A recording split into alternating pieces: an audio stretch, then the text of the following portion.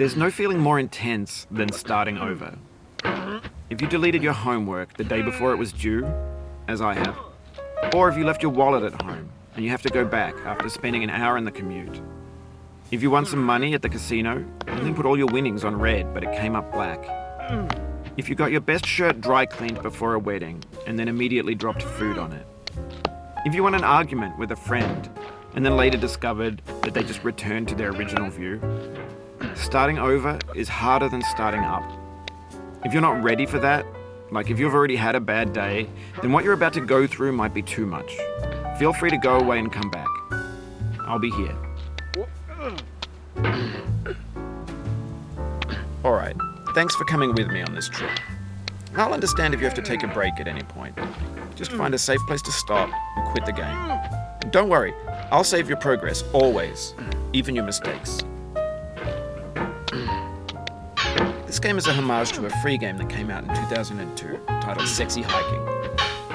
The author of that game was Jazzuo, a mysterious Czech designer who was known at the time as the father of B games. And B games are rough assemblages of found objects. Designers slap them together very quickly and freely, and they're often too rough and unfriendly to gain much of a following. They're built more for the joy of building them than as polished products. In a certain way, Sexy Hiking is the perfect embodiment of a B game. It's built almost entirely out of found and recycled parts, and it's one of the most unusual and unfriendly games of its time. In it, your task is simply to drag yourself up a mountain with a hammer.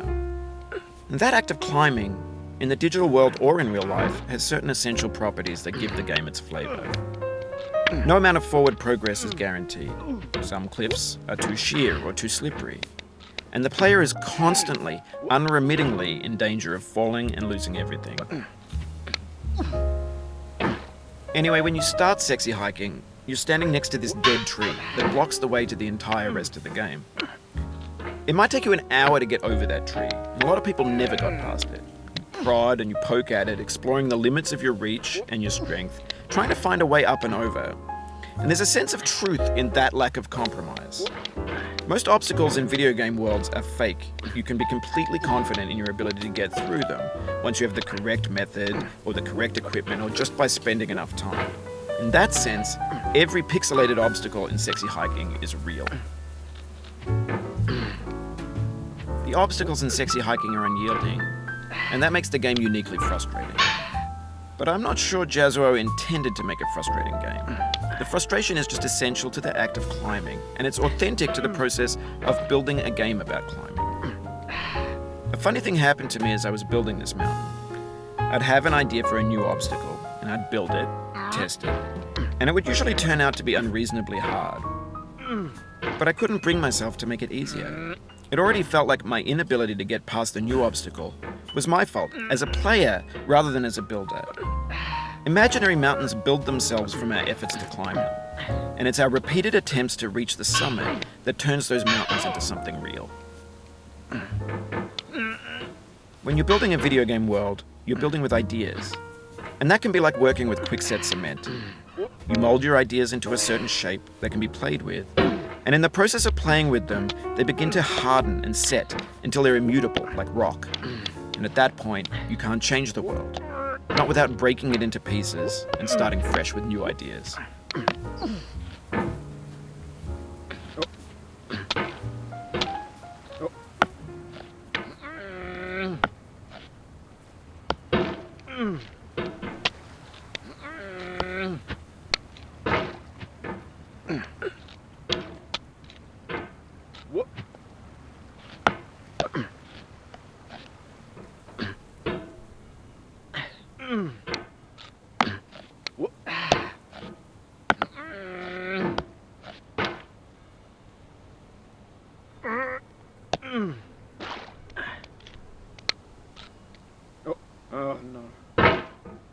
Oh, you just lost a lot of progress. That's a deep frustration, a real punch in the gut.